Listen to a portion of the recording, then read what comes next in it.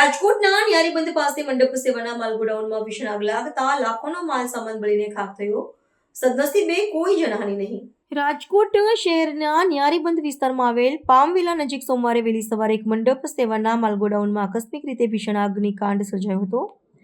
આ ઘટનાને પગલે સમગ્ર વિસ્તારમાં અફરાતફરીનો માહોલ જોવા મળ્યો હતો અને આકાશમાં કાળા ધુમાડાના ગોટે ગોટા દૂર દૂર સુધી દેખાઈ રહ્યા હતા. સ્થાનિક લોકો દ્વારા તાત્કાલિક વહીવટીતંત્ર અને અગ્નિશમન દળને આ દુર્ઘટના અંગે જાણ કરવામાં આવી હતી. ઘટનાની જાણ થતાં જ રાજકોટ અગ્નિશમન દળના 4 જેટલા વાહનો તાત્કાલિક ઘટના સ્થળે પહોંચી ગયા હતા અને કલાકોની જહેમત બાદ આગ પર કાબૂ મેળવ્યો હતો. આ અકસ્માતમાં ગોડાઉનમાં રાખવામાં આવેલ મંડપનું કાપડ, સોફા, ખુરશીઓ, રોશનીના સાધનો તેમજ સુશોભનીય અન્ય ચીજવસ્તુઓ સંપૂર્ણપણે બળીને ખાખ થઈ ગઈ છે. સદનસીબે આ ગંભીર અગ્નિકાંડમાં અત્યાર સુધી કોઈપણ પ્રકારની જાનહાનિ કે શારીરિક ઇજાના સમાચાર પ્રાપ્ત થયા નથી, જે મોટી રાહતની વાત છે. આગના કારણે મંડપ સંચાલકોને લાખો રૂપિયાનું આર્થિક નુકસાન પહોંચ્યું છે, જેની ચોક્કસ ગણતરી આગામી સમયમાં કરવામાં આવશે.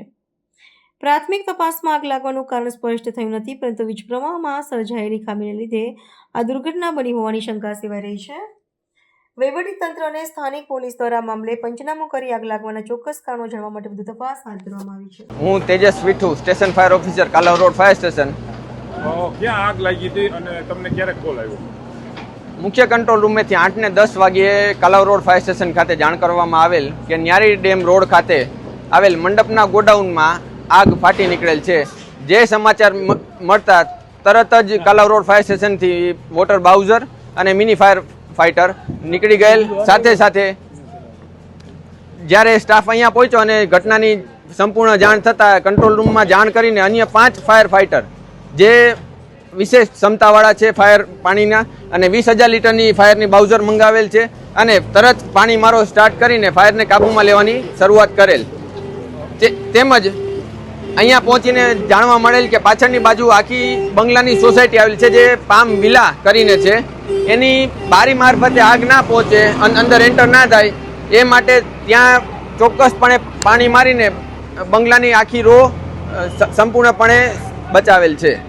ખાસ કરીને અંદર શું માલ હતો અને કેટલું નુકસાની હશે?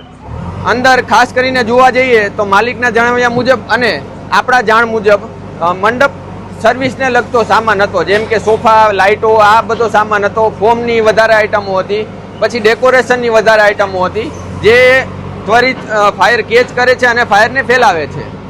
કોઈ જાનહાનિ છે? ના, માલિકની જાણ મુજબ હજી સુધી કોઈ જાનહાનિ જાણવા મળેલ નથી.